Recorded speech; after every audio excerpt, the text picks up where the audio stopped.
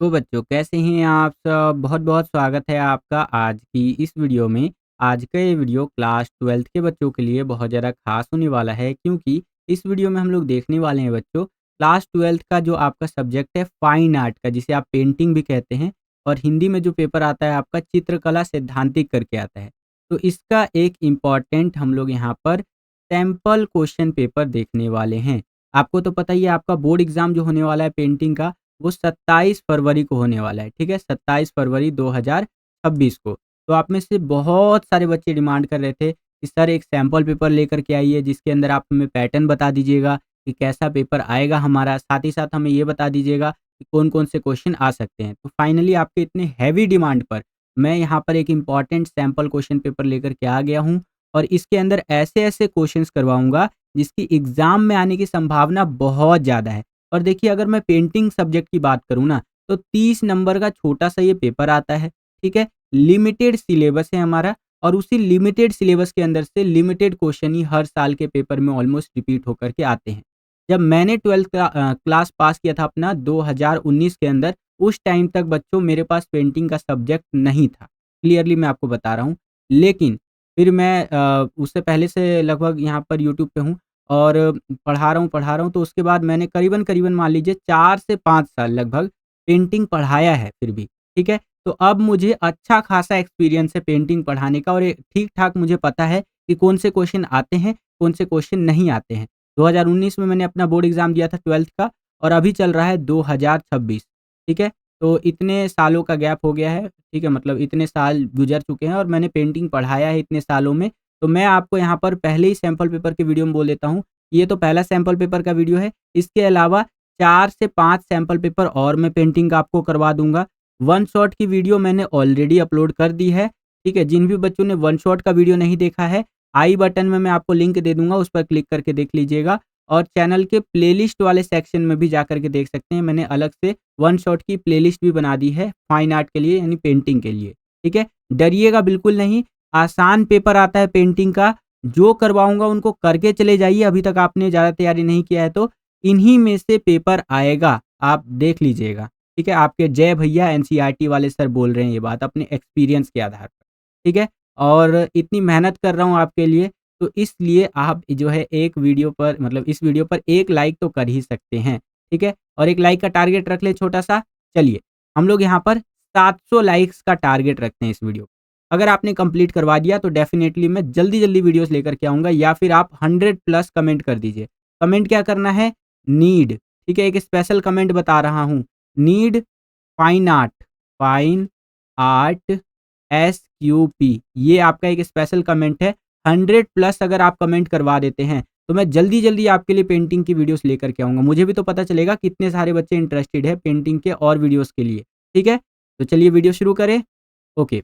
तो class 12th है हमारा सब्जेक्ट है फाइन आर्ट पेंटिंग और हिंदी में जो पेपर आएगा चित्रकला सैद्धांतिक करके आएगा मतलब ये दोनों चीज़ें लिखी हुई होंगी पेपर के अंदर जो आपका बोर्ड का पेपर आएगा याद रखिएगा ठीक है 2 घंटे का आपका पेपर होता है 30 नंबर का आपका पेपर आएगा अगर मैं बात करूं पेपर पैटर्न की और बोर्ड का पेपर आता कैसा है तो देखिए कुछ इस तरह से आपका बोर्ड का पेपर आएगा एक सीरीज नंबर लिखा हुआ रहेगा एक सेट होगा और जो आपका पेंटिंग का पेपर आएगा वो सेट 4 करके आएगा क्योंकि ये एक एडिशनल सब्जेक्ट है हमारा ठीक है तो ये सेट 4 करके आता है और जैसे मैंने आपको बोला था ना फिजिकल एजुकेशन जिन बच्चों के पास होगा वो रिलेट करेंगे फिजिकल एजुकेशन का पेपर भी मैंने बोला था सेट 4 में ही आएगा केवल और आया भी था सेट 4 में ना केवल तो वैसे ही मैं आपको बोल रहा हूँ पेंटिंग का जो पेपर आएगा आपका एक ही सेट के अंदर आएगा सेट 4 करके ठीक है और कोड नंबर कुछ भी आपका लिखा हुआ रहेगा एग्जाम्पल के लिए मैंने आपको दिखा दिया है नीचे चलते हैं एक बारी पेपर पैटर्न समझ लेते हैं तो देखिए बताया गया है इस साल का पेपर पैटर्न पिछले साल से थोड़ा अलग है ठीक है यहाँ पर बताया गया है कि इस प्रश्न पत्र में कुल 16 प्रश्न रहने वाले हैं कितने प्रश्न रहेंगे 16 प्रश्न यानी कि 16 क्वेश्चन आपसे पूछे जाएंगे जिनमें आंतरिक विकल्प शामिल होंगे चॉइस आपको मिलेगा ठीक है अभी जब हम सैंपल पेपर करेंगे ना तो आपको और अच्छे से आइडिया लगता हुआ जाएगा जो खंड क रहेगा आपका सेक्शन ए इसके अंदर 8 प्रश्न पूछे जाएंगे जो बहुविकल्पीय प्रकार के होंगे यानी कि एमसीक्यू टाइप के होंगे जिनमें प्रत्येक 1 अंक का रहने वाला है ठीक है जो खंड ख रहेगा हमारा सेक्शन बी रहेगा इसके अंदर 5 प्रश्न छोटे उत्तर वाले पूछे जाएंगे आपके शॉर्ट आंसर टाइप के क्वेश्चंस होते हैं ना वो वाले ये 2-2 नंबर के रहेंगे और इनका उत्तर आपको लगभग 100 शब्दों में लिखना है ठीक है वर्ड लिमिट का खासा ध्यान रखिएगा अगला सेक्शन सी जो रहेगा हमारा, इसके अंदर 3 प्रश्न लंबे उत्तर वाले पूछे जाएँगे, यानी बड़े-बड़े क्वेश्चन जो होते हैं ना वो यहाँ पर पूछे जाएँगे, जो 6-6 नंबर के रहेंगे और इनका आंसर आपको 200 शब्दों में देना है। 200 वर्ड्स की यहाँ पर वर्ड लिमिट लगाई गई है। सेम यही चीज़ इंग्लिश मीडियम में आपका जनरल इंस्ट्रक्शंस करके रहता है। इंग्लिश मीडियम में अगर आप इसको सेपरेटली रीड करना चाहते हैं तो वीडियो को पॉज़ करके रीड कर सकते हैं। वैसे मैंने आपको बाइलिंगुअल हिंदी और इंग्लिश दोनों में समझा दिया। और ये जो पूरा सैंपल पेपर मैं आपको करवाऊँगा, ये हिंदी और इंग्लिश दोनों ही मीडियम के अंदर करवाने वाला हूँ, ठीक है? तो दोनों मीडियम के बच्चे वीडियो को पूरा ज़रूर देखिएगा, ओके? तो चलिए हम अपने वीडियो को शुरू करते हैं और ये जो हमारा पेंटिंग का यानी फाइन आर्ट का पहला सैंपल पेपर है, इसको सॉल्व करते हैं बच्चों। देखिए बच्चों, यहाँ पर क्या पूछ रहा है हमसे कि पहाड़ी स्कूल ऑफ मिनिएचर पेंटिंग की कलाकृतियाँ निम्नलिखित दिव्य विषयों पर आधारित थी। किस पर आधारित थी आपको बताना है। तो रामायण पर आधारित थी बच्चों, रसिक प्रिया जो है इस पर आधारित थी और गीत गोविंद करके इस पर आधारित थी, यानी कि उपरोक्त सभी आपका यहाँ पर करेक्ट आंसर हो जाएगा। सेम यही क्वेश्चन इंग्लिश मीडियम में इस तरह से रहेगा। यहाँ पर आप देख सकते हैं कि the art work of Pahari school of miniature painting were based on the divine themes. तो आपका यहाँ पर ऑल ऑफ द एबव जो है ये करेक्ट आंसर हो जाएगा बच्चों। वीडियो में आगे बढ़ने से पहले एक इंपॉर्टेंट इन्फॉर्मेशन है बच्चों, तो बड़े ध्यान से समझिएगा। अगर आप अपने बोर्ड एग्जाम 2026 की तैयारी को नेक्स्ट लेवल पर ले जाना चाहते हैं और उन बच्चों की कैटेगरी में शामिल होना चाहते हैं जो लास्ट टाइम पे भी तैयारी करके अपने बोर्ड एग्जाम्स के अंदर बहुत अच्छे मार्क्स स्कोर करते हैं, लिटरली बता रहा हूँ बहुत अच्छे मार्क्स, मतलब कि 95 प्लस तक स्कोर करते हैं, तो आप हमारे द्वारा बनाए गए सैम्पल क्वेश्चन पेपर्स को ले सकते हैं। ये हमने खुद बनाया है आपके लिए सीबीएसई का। जी हाँ बच्चों, सीबीएसई का जो लेटेस्ट पैटर्न आया हुआ है इस साल यानी 2026 के बोर्ड एग्जाम के लिए, उस पैटर्न के आधार पर हमने आपके लिए सैम्पल पेपर्स डिज़ाइन किए हैं। हर एक सब्जेक्ट के 15-15 सैम्पल पेपर विथ सॉल्यूशन के साथ, हिंदी और इंग्लिश दोनों मीडियम के अंदर, ठीक है। कौन कौन से सब्जेक्ट के सैम्पल पेपर हमारे पास अवेलेबल है बच्चों, तो आपका पॉलिटिकल साइंस हो गया, हिस्ट्री हो गया, हिंदी हो गया, फिजिकल का तो पेपर हो गया। इसके अलावा यहाँ पर हमारा इंग्लिश का भी सैम्पल पेपर अवेलेबल है, इंग्लिश कोर का। तो इन सैम्पल पेपर्स को आप ले सकते हैं अपने एग्जाम की तैयारी को बहुत बेहतर बनाने के लिए। स्क्रीन पर जो आपको व्हाट्सअप नंबर दिख रहा है इस पर कॉन्टैक्ट करें, ठीक है। और अभी अगर ये सैम्पल पेपर्स आप लेते हैं तो आपको 50% का डिस्काउंट देखने को मिलेगा सैम्पल पेपर्स के ऊपर। वैसे तो एक सब्जेक्ट के सैम्पल पेपर का जो ओरिजिनल प्राइस है वो है 299 रुपीज़, लेकिन अभी अगर आप लेंगे तो 50% डिस्काउंट ऑफर के तहत केवल और केवल 149 रुपीज़ में आपको एक सब्जेक्ट का 15 सैम्पल पेपर देखने को मिल जाएगा, जिससे कि आप अपनी तैयारी को बहुत बेहतर बना सकते हैं। और अगर आप मेरी रिकमेंडेशन को मानेंगे तो मैं कहूँगा आप 4 सब्जेक्ट का एक साथ ले लीजिए, जिसमें आपको 60 सैम्पल पेपर मिलेगा, ठीक है। 4 सब्जेक्ट के 60 सैम्पल पेपर जो कि केवल और केवल 549 रुपीज़ में मिल जाएगा। और ये डिस्काउंट ऑफर कभी भी खत्म हो सकता है बच्चों, याद रखिएगा, ठीक है। तो आज ही इन सैम्पल पेपर्स को लीजिए, स्क्रीन पर दिख रहे व्हाट्सएप नंबर पर कॉन्टैक्ट करके, और अपने बोर्ड एग्जाम की तैयारी को नेक्स्ट लेवल पर लेकर के जाइए बच्चों, ठीक है। चलिए वीडियो में आगे बढ़ते हैं। अब हम लोग आ गए हैं दूसरे क्वेश्चन के अंदर। यहाँ पर दूसरा जो क्वेश्चन है आपका, ये अभिकथन और कारण वाला है।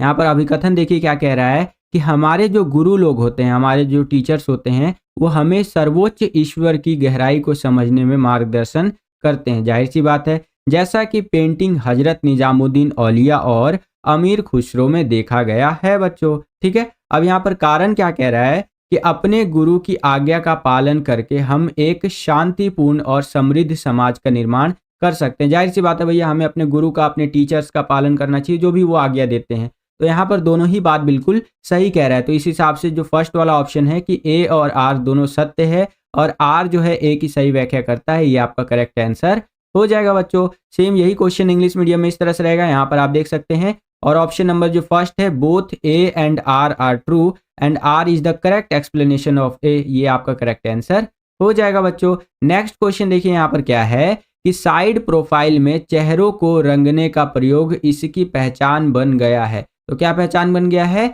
लघु चित्रकारी, ये आपका यहाँ पर करेक्ट आंसर हो जाएगा बच्चों।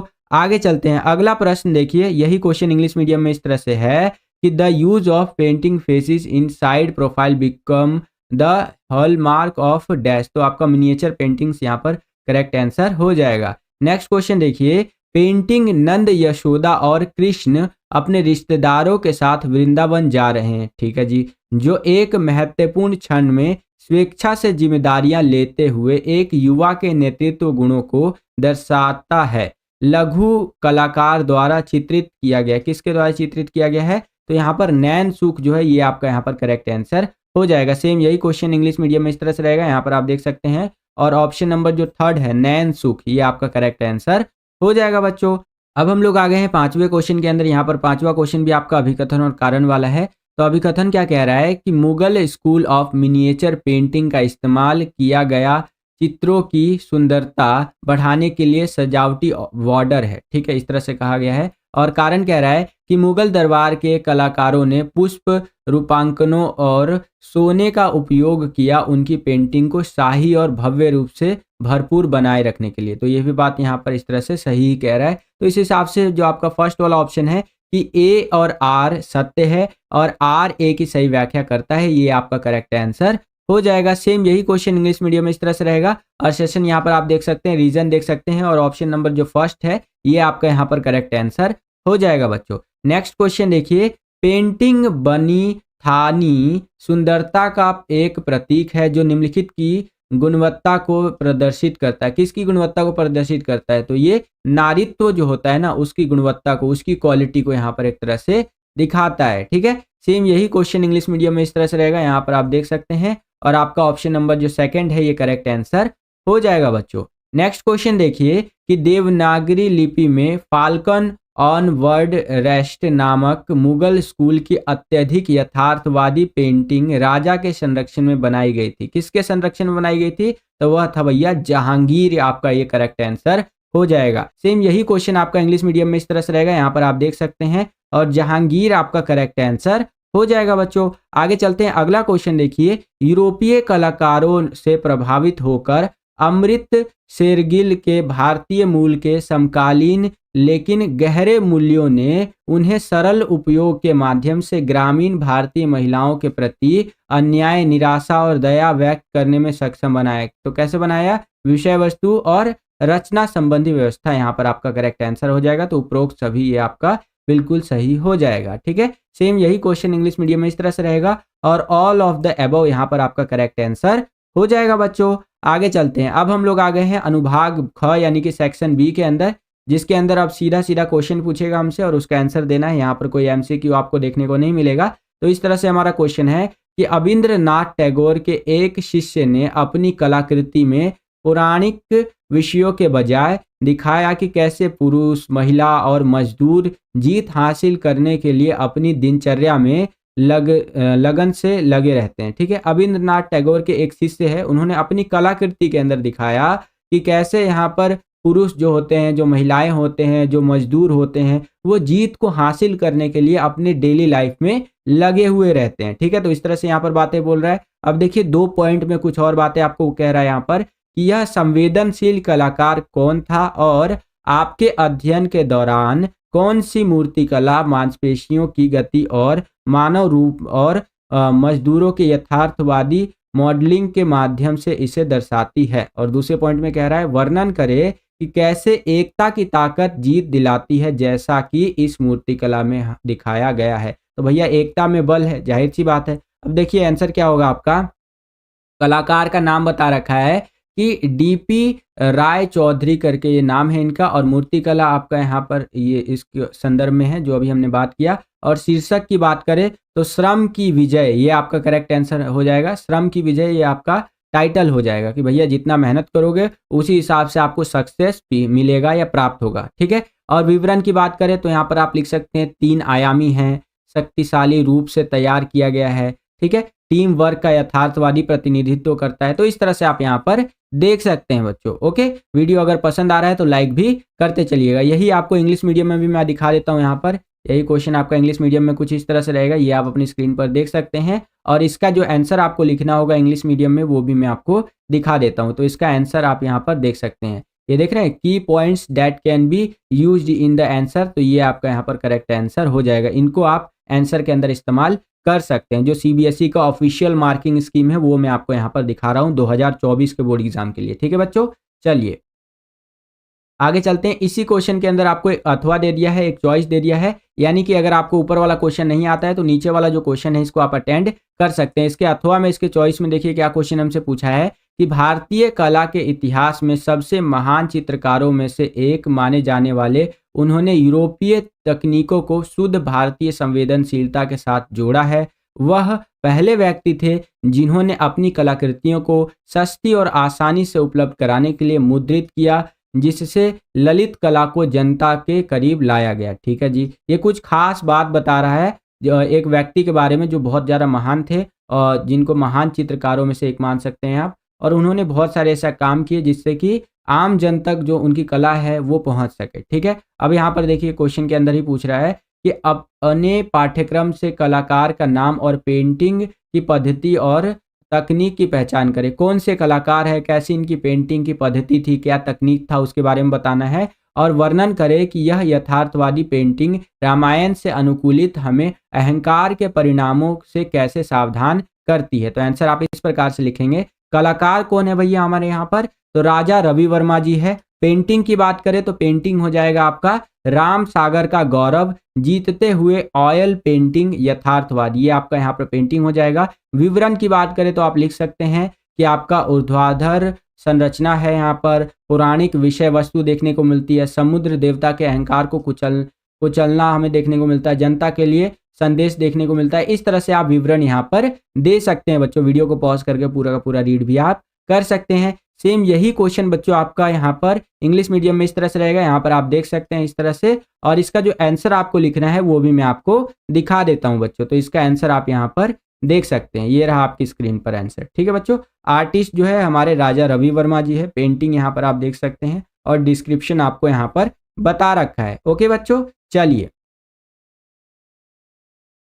अगला क्वेश्चन देखिए। काफी इंटरेस्टिंग लाइन दे रखा है इस क्वेश्चन के अंदर कि रघुकुल रीत सदा चली आए, प्राण जाए पर वचन न जाए। मेरे दादाजी ना बहुत शुरू से ही ये गाते आए हैं और मुझे बहुत अच्छा लगता है ये वाला जो स्टार्टिंग की लाइन ही इस क्वेश्चन के अंदर दे रखा है कि रघुकुल रीत सदा चली आई, प्राण जाए पर वचन न जाई। अब देखिए क्वेश्चन क्या बना हमारा कि राजस्थान स्कूल की कौन सी लघु पेंटिंग राम और भरत के बीच भाईचारे के मजबूत बंधन को प्रदर्शित करती है, इस कहावत को दोहराती है और कलाकार ने इन गुणों और पारिवारिक मूल्यों को अपनाकर हमारे जीवन स्तर को ऊपर उठाने में कैसे मदद की है। वर्तमान परिदृश्य से एक प्रसंग के माध्यम से एक उदाहरण दीजिए जो हमारी भावी पीढ़ी को चरित्र निर्माण में सहायता करे एक तरह से। ठीक है, आज के टाइम को ध्यान में रखते हुए यहाँ पर आपको उदाहरण भी देना है और ऐसा उदाहरण देना है जो कि हमारी आने वाली पीढ़ी को एक अच्छा मैसेज दे सके उनके कैरेक्टर को बिल्ड करने के लिए। ठीक है, तो पेंटिंग के बारे में देखिए इस तरह से है कि भरत का चित्रकूट में राम से मिलन के बारे में बता रखा है और क्षैतिज पेंटिंग में सम्मान, वादा निभाना, देखभाल, परिवार के प्रति प्यार, संपन्न भावनात्मक जुड़ाव दर्शाया गया है इसके अंदर। ठीक है, और वर्तमान जीवन का कोई उदाहरण दे सकते हैं आप, जैसे जो मजबूत और मूल्य आधारित चरित्र निर्माण को प्रदर्शित करता हो। ठीक है, कोई भी एग्जाम्पल आप दे सकते हैं जिससे कि एक अच्छा कैरेक्टर बिल्ड किया जा सके। ओके, सेम यही क्वेश्चन आपका इंग्लिश मीडियम में कुछ इस तरह से रहेगा, यहाँ पर आप देख सकते हैं और इसका आंसर आपको मैं दिखा देता हूँ। आंसर आपको इस प्रकार से लिखना है, 2 नंबर का क्वेश्चन है बच्चों, ध्यान रखिएगा। ये आंसर आपको कुछ इस प्रकार से लिखना है बच्चों। ठीक है, चलिए अब इसी क्वेश्चन में आपको एक अथवा दे दिया है, एक चॉइस दे दिया है, यानी कि अगर आपको ऊपर वाला क्वेश्चन नहीं आता है तो नीचे वाला जो क्वेश्चन है इसको आप अटेंड कर सकते हैं। इसके अथवा में इसके चॉइस में देखिए क्या क्वेश्चन है हमारा कि 19वीं सदी की शुरुआत में भारत एक पुरुष प्रधान समाज था।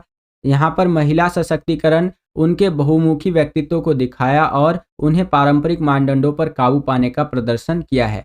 अपने पाठ्यक्रम से डाना की पेंटिंग की विषय वस्तु में दिखाई गई वीरता पर प्रकाश डाले। यह राजस्थानी चित्रकला अभी भी हमारे समाज की मानसिकता को व्यापक बनाने में कैसे मदद कर सकती है। तो देखिए 19वीं शताब्दी की बात करें तो उस टाइम पे ना ज़्यादातर जो हमारा समाज था वो पुरुष प्रधान समाज था, यानी कि जो पुरुष होते थे उन्हीं को पढ़ने लिखने की आज़ादी थी, बाहर खेलने कूदने की आज़ादी थी। जो महिलाएं होती थी, लड़कियां होती थी, उनको ये बोला जाता था कि यार तुम पढ़ लिख के क्या करोगे, तुम्हें आगे चल के तो चूल्हा चौका ही करना है कि नहीं, तुम घर में रहो, घर के काम काज करो, रोटी बनाना सीखो, चावल बनाना सीखो, इस तरह से खाना बनाना सीखो, तुम बाहर जाने की उतनी आज़ादी नहीं मिलेगी। ठीक है, और उसी संदर्भ में यहाँ पर है कि महिला सशक्तिकरण उनके बहुमुखी व्यक्तित्व को दिखाया और उन्हें पारंपरिक मानदंडों पर काबू पाने का प्रदर्शन किया। इसके अंदर इस पेंटिंग की बात कर रहा है।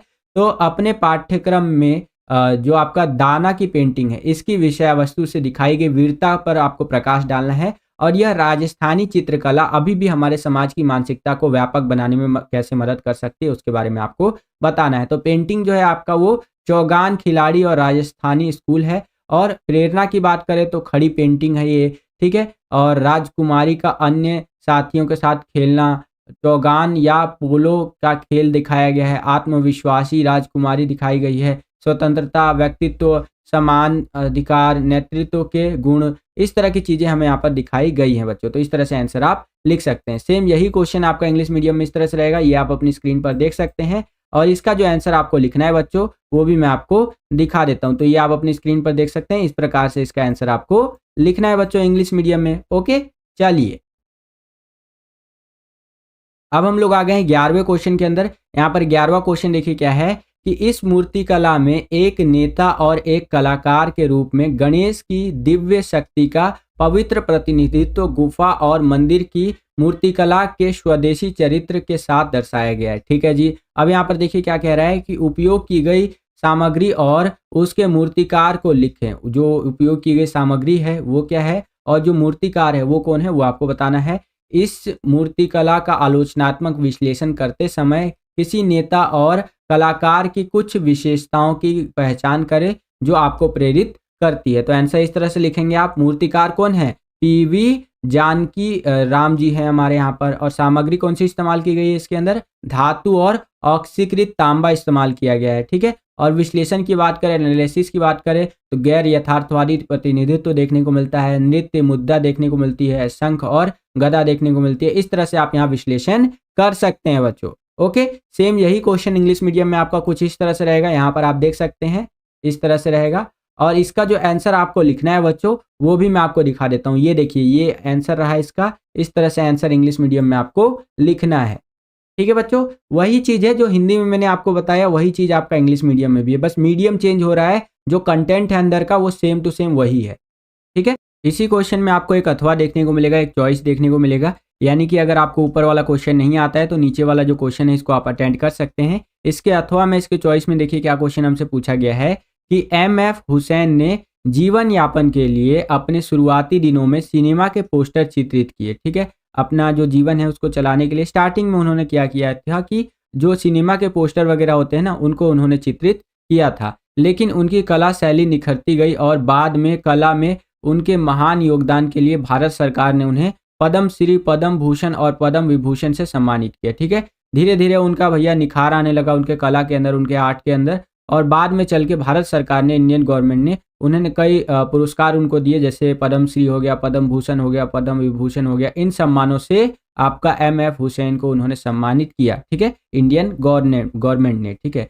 यहाँ पर देखिए अब क्या है कि अपने पाठ्यक्रम से उनके द्वारा बनाई गई पेंटिंग को पहचाने और यह आपको कैसे प्रेरित करती है ये बताना है आपको। और कला के तत्वों को अपने पैरामीटर के रूप में उपयोग करते हुए बताएं कि यह पेंटिंग किस प्रकार करुणा और देखभाल का प्रतीक दर्शाती है। तो आंसर आपको इस प्रकार से लिखना है। पेंटिंग की अगर बात करें तो मदर टेरेसा लिख सकते हैं आप, ऑयल पेंटिंग लिख सकते हैं, हॉरिजॉन्टल पेंटिंग लिख सकते हैं, निस्वार्थ देखभाल, सुरक्षा, करुणा और परवाह सिखाती है। इस तरह से चीज़ें आप लिख सकते हैं। कला के तत्वों पर आधारित विवरण की बात करें तो रंग के दृश्य घटक हमें देखने को मिले हैं, प्रतीकात्मक नीले बॉर्डर, बिंदु रेखा के साथ सफ़ेद साड़ी, ये सारी चीज़ें हमें कला के तत्वों पर आधारित विवरण के अंदर देखने को मिली है। तो इस प्रकार से आंसर आप लिख सकते हैं बच्चों। और यही क्वेश्चन आपका इंग्लिश मीडियम में इस तरह से रहेगा, यहाँ पर आप देख सकते हैं।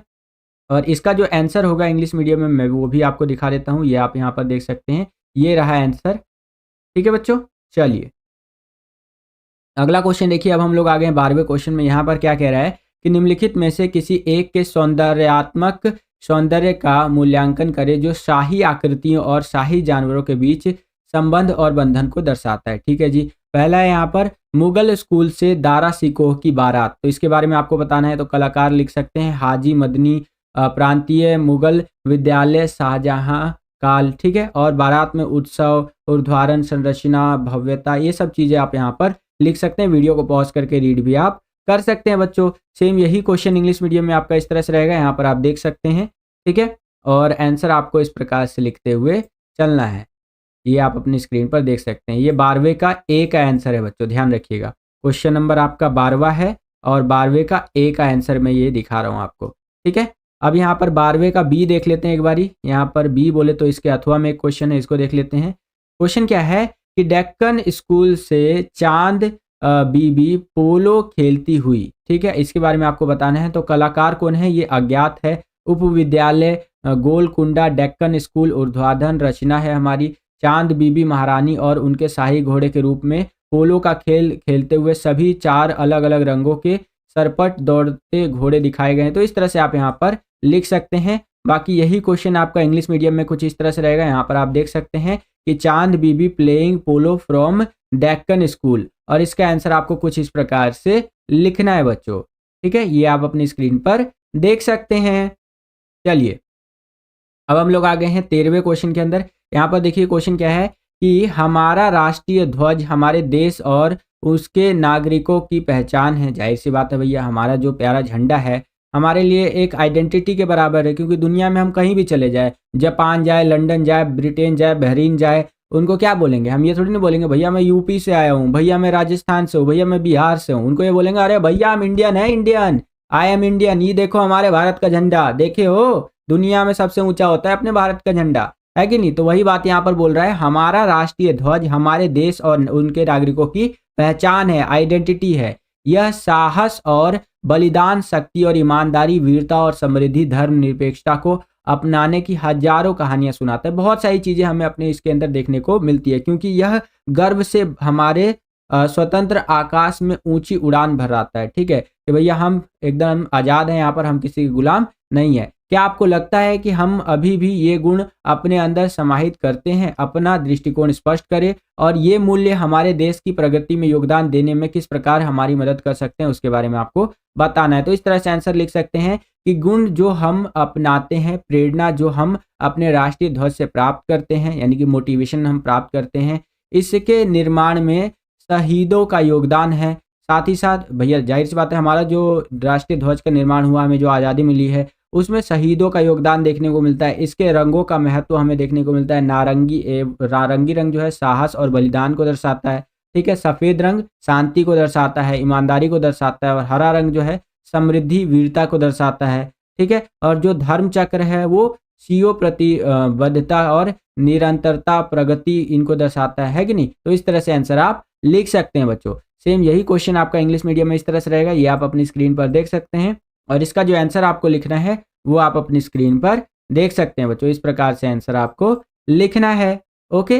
चलिए आगे चलते हैं। इसी क्वेश्चन में आपको अथवा दे दिया है, चॉइस दे दिया है, यानी कि अगर आपको ऊपर वाला क्वेश्चन नहीं आता है तो नीचे वाला जो क्वेश्चन है इसको आप अटेंड कर सकते हैं। इसके अथवा में, इसके चॉइस में देखिए क्या क्वेश्चन हमसे पूछा है कि कला एक सशक्त माध्यम बन जाती है जब यह सामाजिक मुद्दों, महिलाओं से जुड़ी समस्याओं, उनकी पीड़ाओं और कुप्रथाओं के कारण होने वाले आघातों, विशेषकर विधवा होने के बाद को प्रतिबिंब करती हैं, ठीक है। और इसके बेसिस पे ये रहा क्वेश्चन, यहाँ पर आप देख सकते हैं, और आंसर आपको इस प्रकार से लिखते हुए चलना है बच्चों, ठीक है। चलिए सेम यही क्वेश्चन आपका इंग्लिश मीडियम में इस तरह से रहेगा, ये आप अपनी स्क्रीन पर देख सकते हैं, और आंसर आपको इस प्रकार से लिखना है बच्चों। ये रहा आपकी स्क्रीन पर आंसर।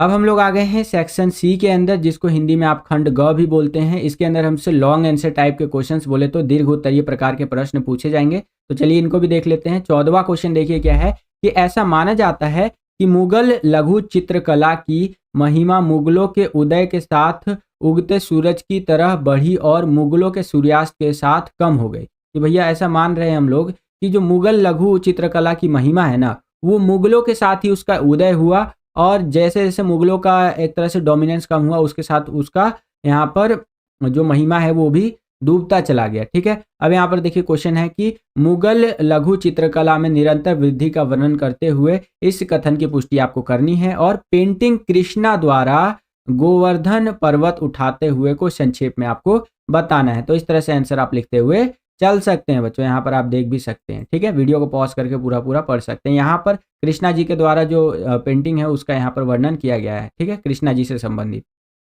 चलिए यही क्वेश्चन आपका इंग्लिश मीडियम में इस तरह से रहेगा, यहाँ पर आप देख सकते हैं, और आंसर आपको कुछ इस प्रकार से लिखते हुए चलना है। ये आप अपनी स्क्रीन पर देख सकते हैं बच्चों। आगे चलते हैं। अब हम लोग आ गए हैं 15वें क्वेश्चन के अंदर। यहाँ पर देखिए क्या है कि राजस्थानी लघु चित्रकला विद्यालय की उत्पत्ति और विकास और इसके उप विद्यालयों द्वारा प्रचलित सौंदर्य गुणों पर प्रकाश डालें। सौंदर्य मानकों के आधार पर आपके द्वारा देखी गई पेंटिंग कृष्ण ऑन स्विंग को विस्तृत करें। तो इसके बारे में आपको बताना है, तो आंसर कुछ इस प्रकार से आपको लिखना है बच्चों। ओके, चलिए सेम यही क्वेश्चन आपका इंग्लिश मीडियम में इस तरह से रहेगा, यहाँ पर आप देख सकते हैं। और आंसर जो आपको लिखना है वो कुछ इस प्रकार से लिखना है, ये आप अपनी स्क्रीन पर देख सकते हैं बच्चों। इस प्रकार से आंसर आपको लिखना है, ठीक है बच्चों। चलिए अब हम लोग आ गए हैं 16वें क्वेश्चन के अंदर। यहाँ पर 16वां क्वेश्चन देखिए क्या है कि बंगाल स्कूल ने भारतीय कला को एक पहचान और स्वीकार्यता दी जो विदेशी आक्रमणों और ब्रिटिश शासन के कारण खो दी थी। ठीक है, जो बंगाल स्कूल है उसने भारतीय कला को एक अलग ही पहचान दिया, जो कि एक तरह से खो चुका था, क्योंकि ब्रिटिश का शासन यहाँ पर हमें देखने को मिला था। कलाकारों के काम के लिए व्यापक समर्थन ने आम लोगों को हमारे स्वतंत्रता आंदोलन के प्रति एकजुट किया। अब देखिए यहाँ पर क्वेश्चन क्या बना है कि बंगाल स्कूल की उत्पत्ति और विकास ने किस प्रकार भारतीय कला के निर्माण में एक मानक स्थापित किया, किस चीज से इन्हें विशिष्ट और अनूठी पहचान दी। ठीक है, और बंगाल स्कूल अपने पाठ्यक्रम से किसी एक पेंटिंग को आपको चुनना है, कोई एक पेंटिंग उठा लीजिए, उसका वर्णन करें जो दुख दर्द और पीड़ा से युक्त वास्तविक जीवन की स्थिति को दर्शाता हो। नीचे दिए गए बिंदुओं के माध्यम से अपने उत्तर का आप समर्थन कर सकते हैं, जैसे बंगाल स्कूल की उत्पत्ति और विकास के बारे में बता दीजिएगा, पेंटिंग और उसके कलाकार का नाम बता देंगे आप, पेंटिंग का माध्यम और तकनीक बता देंगे, संरचनागत व्यवस्था और विषय वस्तु आप बता देंगे, है कि नहीं। तो इस तरह से आंसर आप लिख सकते हैं, यहाँ पर आप देख भी सकते हैं बच्चों। ये आपका पूरा का पूरा आंसर है, जिसके अंदर भारतीय कला का पुनरुत्थान ईबी की भूमिका दे रखी है, फिर पेंटिंग के बारे में बता रखा है 2 जगह पे, है कि नहीं। तो यहाँ पर आप देख सकते हैं, और यही क्वेश्चन आपका इंग्लिश मीडियम में इस तरह से रहेगा, ये आप अपनी स्क्रीन पर देख सकते हैं। और इसका आंसर आपको कुछ इस प्रकार से लिखना है, इंग्लिश मीडियम में मैं आपको यहाँ पर दिखा देता हूँ बच्चों। तो बस बच्चों यही था आज का ये वीडियो। आशा करता हूँ आपको ये वीडियो पसंद आया होगा। अगर आपको ये वीडियो पसंद आया तो कर दीजिए ज़्यादा से ज़्यादा लाइक। जितना ज़्यादा वीडियो को आप लाइक करेंगे उतना ज़्यादा हमारा मोटिवेशन बढ़ता है इसी तरह की वीडियोस को बनाने के लिए। चैनल पर अगर आप नए आ गए हैं, विद्यालय स्टडी पॉइंट को अभी तक आपने सब्सक्राइब नहीं किया है तो सब्सक्राइब कर लीजिए। इसी प्रकार की वीडियोस हम आपके लिए लेकर के आते रहते हैं। जैसे ही आप चैनल को सब्सक्राइब करेंगे, बगल में आपको बेल का, घंटी घंटा कुछ भी कर सकते हैं, उसका आइकन देखने को मिलेगा। उसको प्रेस करके ऑल पे क्लिक कर दीजिएगा, जिससे कि जो भी हमने नया वीडियो अपलोड करे उसका नोटिफिकेशन सबसे पहले आपके फ़ोन पर आ जाया करे और आपकी जो तैयारी है एग्जाम्स के लिए वो और भी बेहतर से बेहतर तरीके से हो सके। इस वीडियो के लिए इतना ही। मिलता हूँ आपसे अगली और एक्साइटिंग वीडियो में। तब तक के लिए खुश रहिए, खुश रखिए सभी को। जय हिंद, वंदे मातरम।